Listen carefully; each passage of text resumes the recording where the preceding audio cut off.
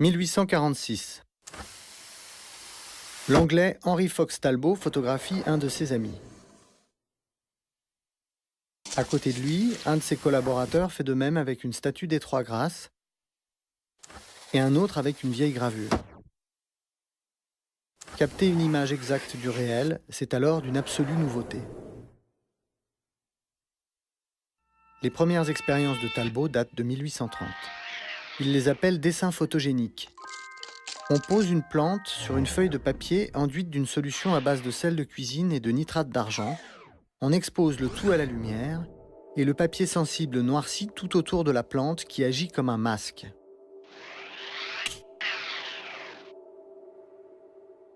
Il n'y a ici aucune volonté de composition, aucune recherche de l'effet, mais le simple plaisir de voir se réaliser, grâce à l'action de la lumière sur les sels d'argent, un rêve vieux de 15 000 ans, l'âge de ces mains apposées par les hommes du néolithique sur la paroi d'une caverne, dont un mélange de pigments et de salive a fixé les contours.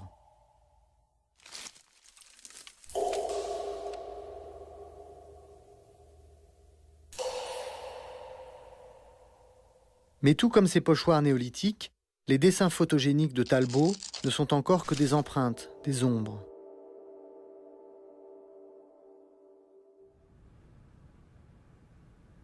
La véritable image du réel, avec ses pleins et ses creux, apparaît en 1839.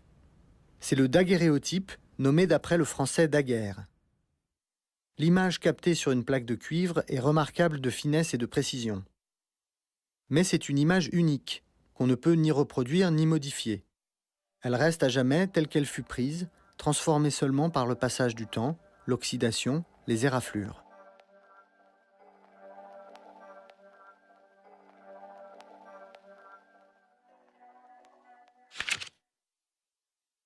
Quelques mois plus tard, Talbot met au point le calotype. L'image est captée sur une simple feuille de papier enduite d'iodure d'argent. Elle est négative, les blancs et les noirs y apparaissent inversés. Cette image originale est placée sur une autre feuille de papier sensible et exposée à la lumière. On obtient alors une image positive, le tirage. La dissociation du négatif et du positif, qui va déterminer la pratique photographique pour les 150 ans à venir, est un pas décisif. Un négatif original unique permet désormais de multiplier les tirages et d'en modifier la teinte ou la densité.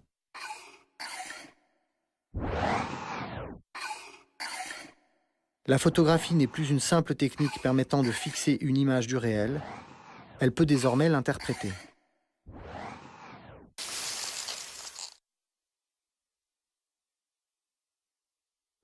Dans un livre vantant les avantages de son procédé, Talbot donne en exemple cette photographie de porcelaine.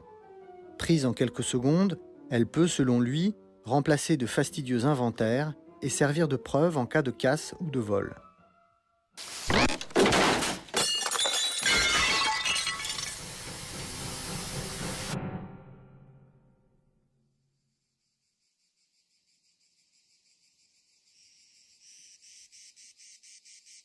Pour Talbot, toutefois, la rigueur documentaire n'est pas tout.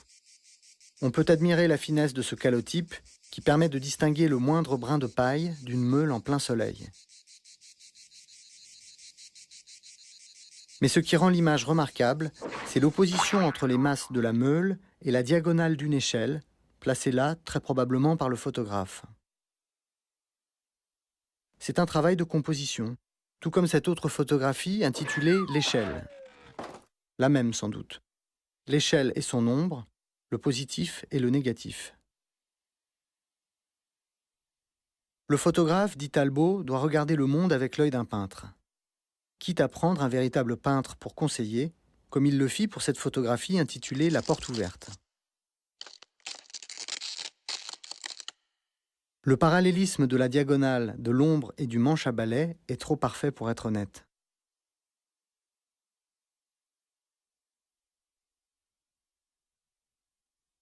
Au même moment, le Français Hippolyte Bayard réalise cette image, elle aussi tout en diagonale, dans la tradition de la grande peinture. C'est un autoportrait de l'artiste en cadavre, dit la légende rédigée par Bayard. Il s'est noyé de désespoir parce que le procédé photographique dont il est l'inventeur n'a pas été reconnu. Sa tête et ses mains commencent à pourrir. Pour la première fois, un photographe joue de l'apparente authenticité de la photographie pour créer une fiction. Entre documentaire et mise en scène, la photographie, dès ses débuts, s'interroge sur sa véritable nature.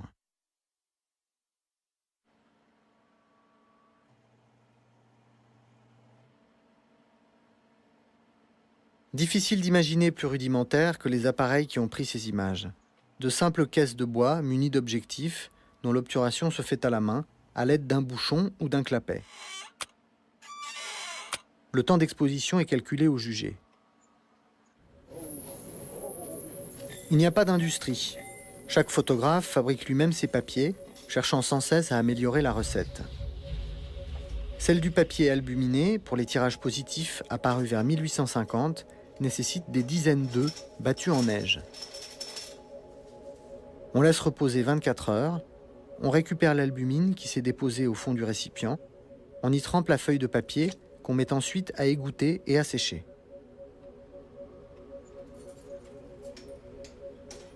C'est en France et en Angleterre que cette photographie artisanale se développe le plus rapidement, attirant surtout des peintres qui y voient la possibilité de donner une nouvelle direction à leur carrière.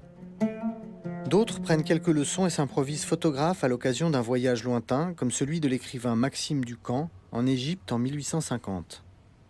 Ducamp en rapporte des images frontales, sans apprêt ni couleur locale. Seule concession au pittoresque, le batelier nubien qui monte sur les monuments pour en donner l'échelle.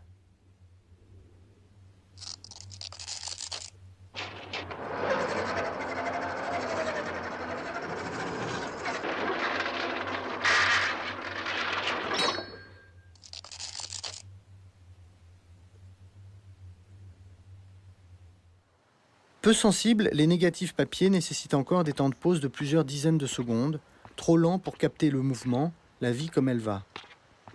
Un simple passant ne laisse aucune trace sur l'image, sauf s'il s'arrête un instant et qu'en repartant, il abandonne derrière lui son fantôme transparent.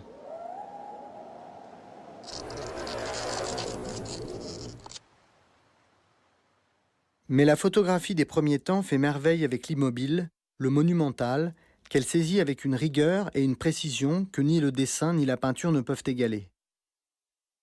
En France, les photographes les plus importants se tournent tout naturellement vers la photographie d'architecture. C'est le cas d'Édouard Baldus, auteur de cette image de l'église de la Madeleine à Paris, qui, avec 5 autres photographes, va se retrouver engagé en 1851 dans un des projets les plus ambitieux de l'histoire de la photographie du XIXe siècle. Un grand inventaire photographique du patrimoine architectural français, commandé par l'État aux photographes les plus connus de l'époque.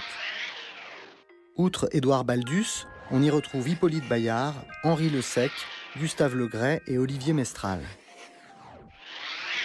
Payés chacun 5 000 francs de l'époque, ils parcourent le pays pendant 1 an et photographient 175 monuments, églises, châteaux, ouvrages d'art. Leurs clichés, livrés à l'administration, disparaissent ensuite pendant plus d'un siècle dans le gouffre des archives. Mais Baldus, comme d'autres, poursuit le travail pour son propre compte et publie de somptueux albums de tirages originaux de ses photographies de monuments.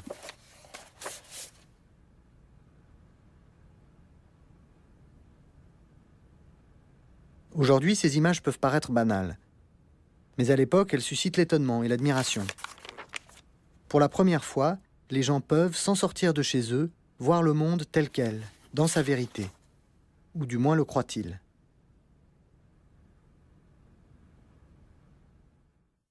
Le cloître Saint-Trophime, à Arles, photographié par Baldus.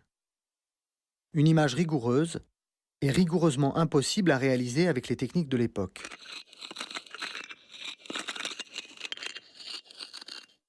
C'est en fait un assemblage de 10 négatifs différents, tous mis au point et exposés en fonction de leur emplacement dans la perspective. Baldus ne peut pas faire autrement. Son objectif ne lui permet pas de cadrer en même temps la voûte et le sol. Il n'a aucun moyen d'équilibrer les écarts de lumière et les contre-jours, ni d'être net sur toute la profondeur de l'image.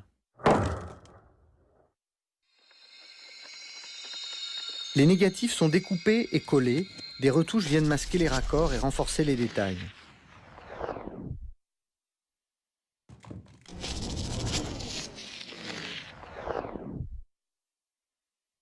Certaines parties, comme la voûte, sont tout simplement peintes. À travers ces manipulations, Baldus ne cherche pas à tromper. Il veut retrouver ce que son œil peut voir et que son appareil n'arrive pas à capter. Les mêmes contraintes techniques obligent le photographe Gustave Le Gray à truquer ses images de bord de mer. L'écart de luminosité entre la surface de l'eau et le ciel est trop grand. Pour saisir la texture et le miroitement de la mer, le photographe doit surexposer le ciel qui n'a plus dès lors ni matière ni relief. Mais il dispose d'une autre image, un beau ciel nuageux au-dessus d'une mer totalement sous-exposée. Il isole ce ciel et le place au-dessus de sa mer miroitante, obtenant ainsi une image spectaculaire et tout à fait réaliste, même si elle n'a jamais existé.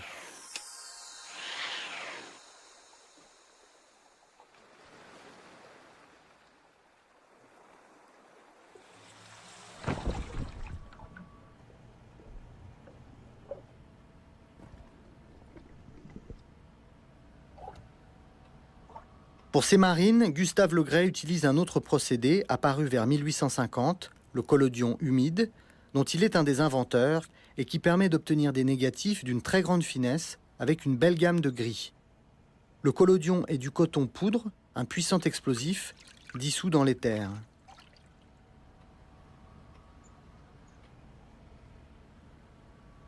Le mélange est étalé sur une plaque de verre qui remplace le papier.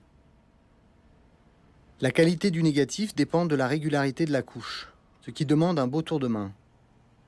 Mais le plus contraignant est que la plaque de verre doit être préparée dans les minutes précédant la prise de vue et développée tout de suite après.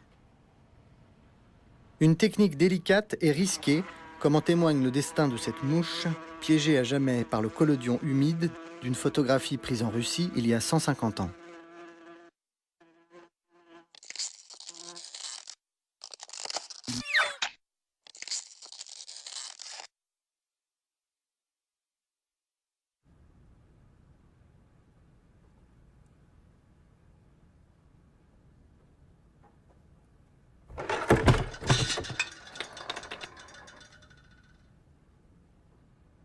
Pour les prises de vue en extérieur, les contraintes du collodion humide obligent les photographes à transporter avec eux de véritables laboratoires mobiles.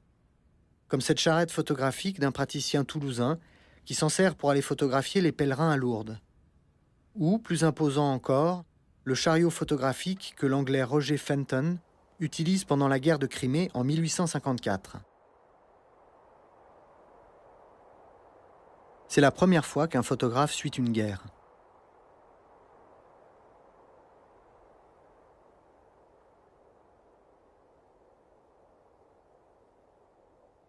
L'encombrement de son appareil et le manque de sensibilité de ses négatifs lui interdisent de photographier les combats.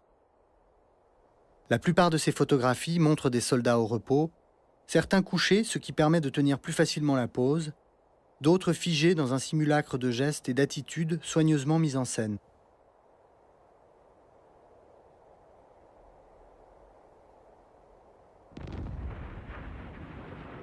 La vallée de l'ombre de la mort, l'image la plus célèbre de Fenton, tire parti de cette immobilité.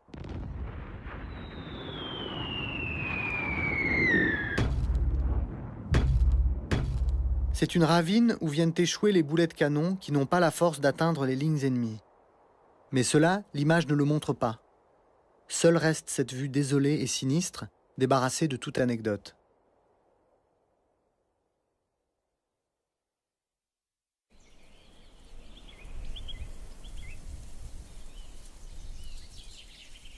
Le tirage du positif se fait en plein air, par contact.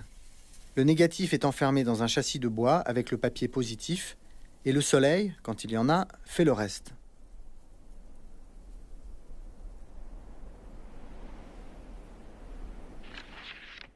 La jeune actrice Sarah Bernard, photographiée par Félix Nadar.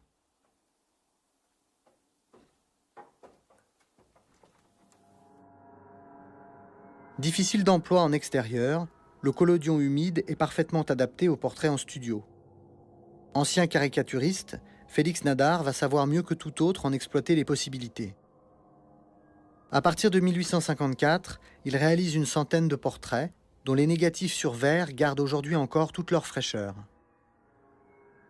Des artistes comme Gustave Courbet, des poètes, des amis comme Charles Baudelaire.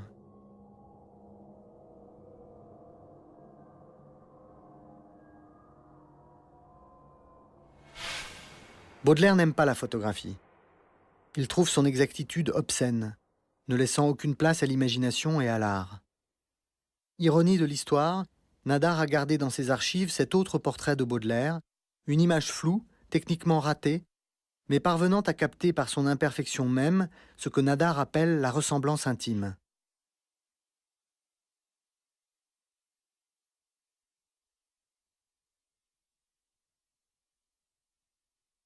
Les portraits de Nadar vont à l'essentiel.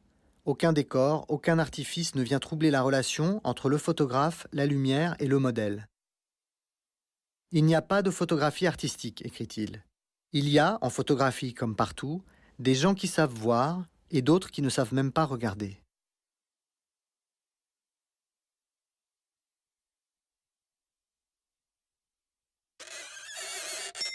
Pour d'autres, au contraire, la photographie sera artistique ou ne sera pas. 1856. La jeune photographie offrant à la peinture un pinceau supplémentaire. L'auteur de cette allégorie, l'anglais Oscar Raylander, utilise toutes les ressources de la mise en scène et du photomontage pour fabriquer des images édifiantes capables de rivaliser avec la grande peinture. Tête de Saint Jean-Baptiste, 1858, servie sur un plateau.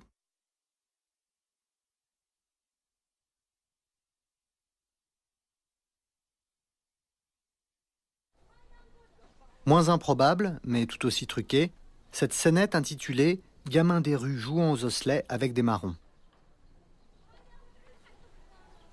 Le jeune figurant suit des yeux le marron en plein vol.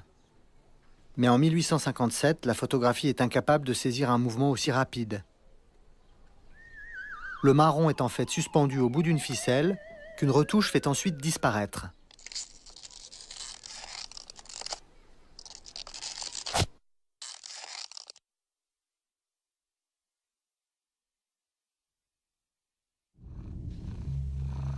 On dit que pour déterminer le temps de pause de ces photographies, Raylander mesurait la lumière en observant les dilatations et les contractions des pupilles de son chat.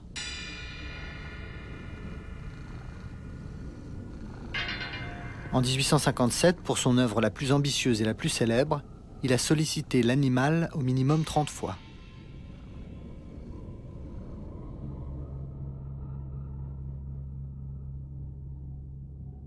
Il a en effet photographié séparément 30 groupes de personnages, puis assemblé les négatifs ainsi obtenus pour créer une composition cherchant à rivaliser, par sa complexité du moins, avec les grands tableaux de la Renaissance italienne.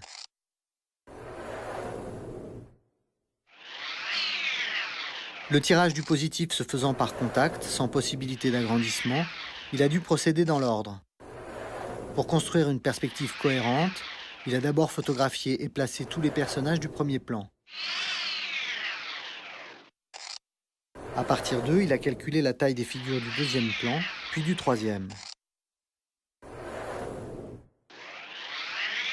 Il lui a fallu 6 semaines pour réaliser cette scène de grande ampleur, dans un studio de quelques mètres carrés, éclairé uniquement par la lumière naturelle. Le décor est pareillement truqué. La grande tenture est un petit rideau, les colonnes, les murs et la découverte sont des dessins de quelques dizaines de centimètres de haut. L'œuvre, qui mesure 78 cm sur 40, est intitulée « Les deux modes de vie ». Elle montre à droite le chemin de la vertu, fait d'études, de chasteté, de charité et de repentir, et à gauche, le chemin du vice, où règnent l'intempérance, la luxure, le jeu et d'autres frivolités.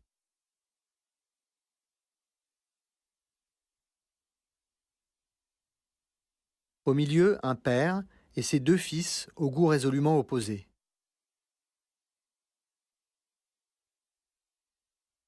L'image connaît un grand succès. La reine Victoria en achète un exemplaire. Mais la représentation de vraies femmes nues fait scandale. À Édimbourg, on l'expose en masquant la partie gauche. Dans un autre tirage, on demande à Rhinelander de corriger la position de la tête du père afin qu'il regarde du bon côté.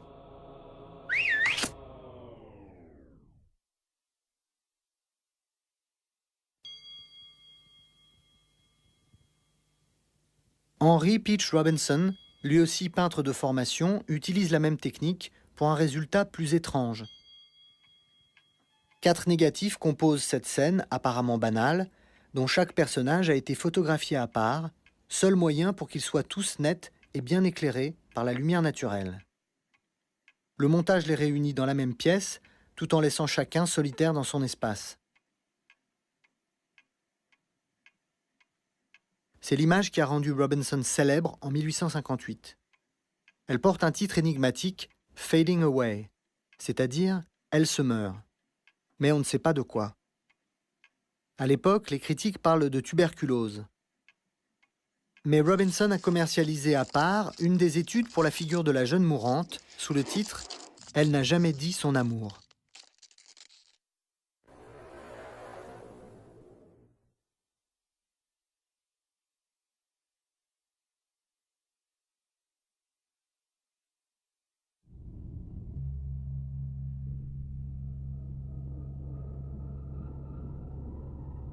Une autre fenêtre, donnant sur une mer éclairée par la lune.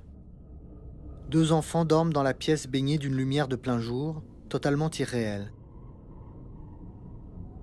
The Sleep, Le sommeil, de Robinson, 1858.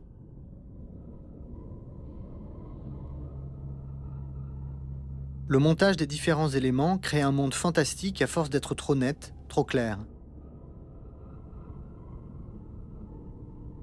On voit tout, mais on ne sait pas où on est. Qui sont ces enfants?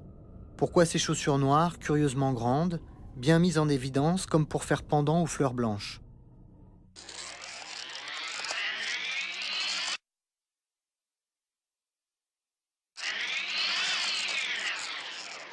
Le plus troublant, c'est l'accumulation de tous ces détails sur un même plan. Voir tout cela en même temps n'est possible qu'en rêve.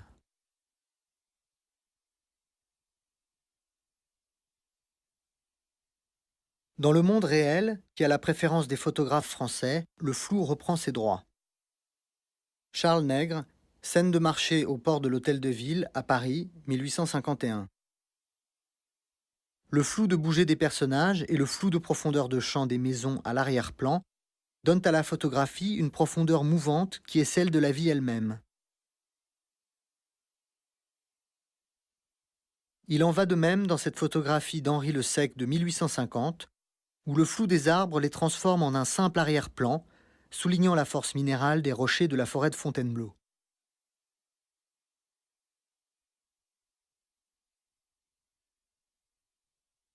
Des images où le photographe choisit de ne pas tout montrer, sacrifiant l'accessoire pour souligner l'essentiel, laissant l'obscurité faire jeu égal avec la lumière, comme dans cet autre cliché de Le Sec, pour que la photographie ne soit plus une simple copie du réel, fausse à force d'être exacte, comme le dit Delacroix. Portrait de Marie Laurent par Nadar, 1856. Vers 1860, Nadar fait un autre choix, encore plus radical. Après avoir réalisé une centaine de portraits, il se désintéresse de la photographie et se consacre au voyage aérien, au vol en ballon, aux premiers prototypes d'hélicoptères. Et il n'est pas le seul. Comme s'il s'était donné le mot, pratiquement tous les grands photographes français et anglais, qui se sont battus pour la reconnaissance de leur art, se détournent de la photographie à la fin de la décennie.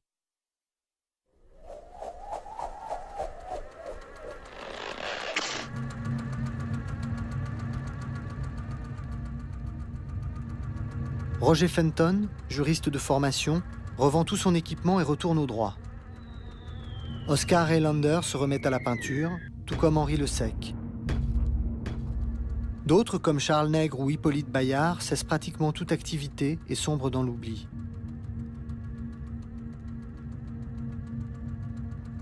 C'est la fin d'un rêve, la fin de l'aventure de cette génération d'artistes bricoleurs que Nadar a appelés les primitifs de la photographie. La fin d'un âge d'or où tout était à créer et tout semblait possible. Une parenthèse exceptionnelle qui aura duré 10 ans, entre le temps de l'invention et le temps de l'industrie.